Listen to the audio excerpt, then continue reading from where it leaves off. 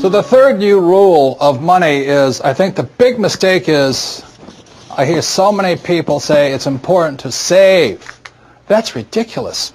And the reason that's ridiculous is because what happened in 1971 is crucial.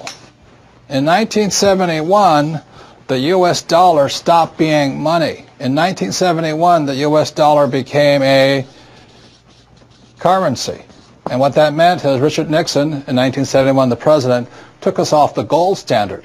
That's like giving an alcoholic free rein to the bar, or it's like giving somebody who can't control their spending unlimited credit cards. So what's happening is all the savers today are losers.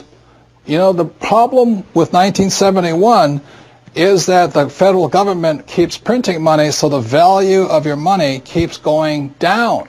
So these people, I'm saving, and if you notice, as the value of the dollar goes down, prices go up. So they call this inflation. You know, you look at in 1997, oil was about, I think, $10 a barrel.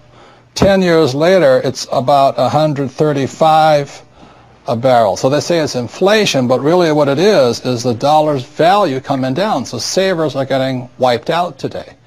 So to keep saying to yourself and to your kids to save money, that is not the new rule. That's an old rule. So a very big problem for most people is stop using the word save and use the word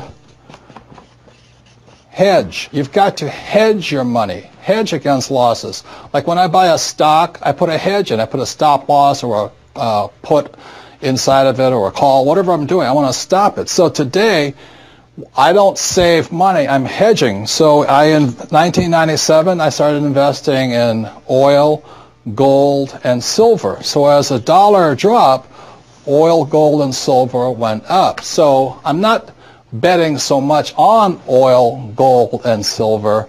I'm betting against the U.S. dollar.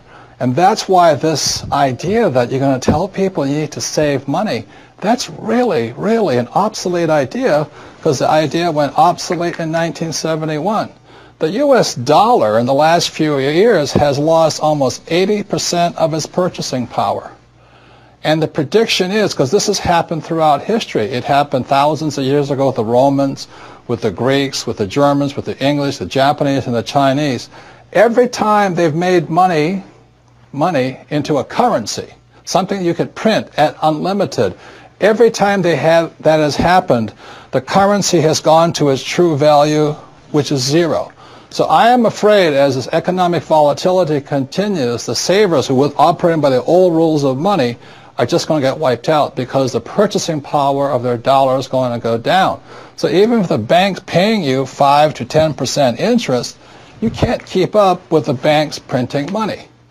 So that's the old rule of money, is saving money, and the new rule is hedge. You've got to be able to see what's coming up as something else is coming down.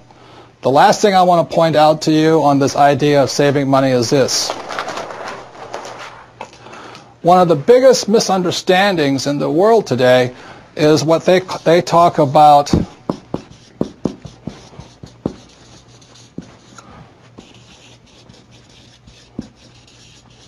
if I misspell again, apologize, is the U.S. Federal Reserve Bank, which I believe was created in 1913.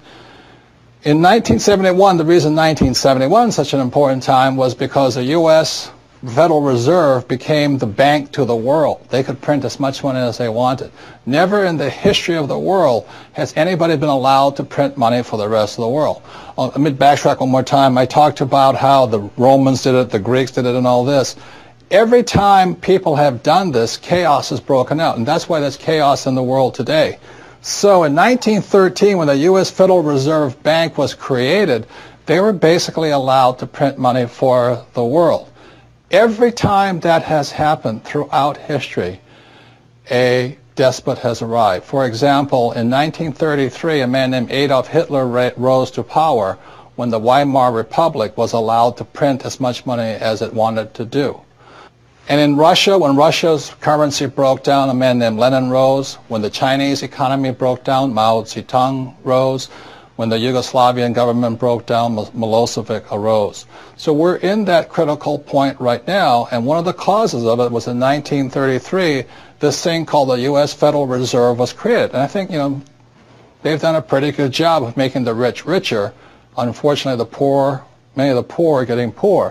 One of the problems of this is you have to understand that, first of all, the U.S. Federal Reserve Bank is not U.S. It is made up of a bunch of international rich guys from all over the world. The second thing, it is not federal. It's not a U.S. entity. It is, again, a bunch of rich banks from all over the world. Third, it has no reserves. There is nothing there. And fourth, it's not a bank.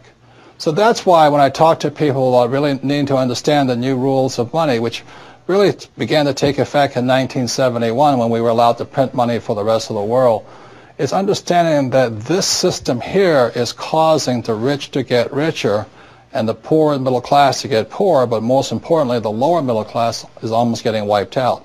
High prices, volatilities in the market, food getting more expensive, gas getting more expensive, savings getting wiped out, home values going around. And the reason the troubles have started, again, is the U.S. Federal Reserve Bank is not U.S., it's not federal, there's no reserve, it's not a bank. So if you understand that, then you can start to hedge your position rather than save money. And that's the new rule of money.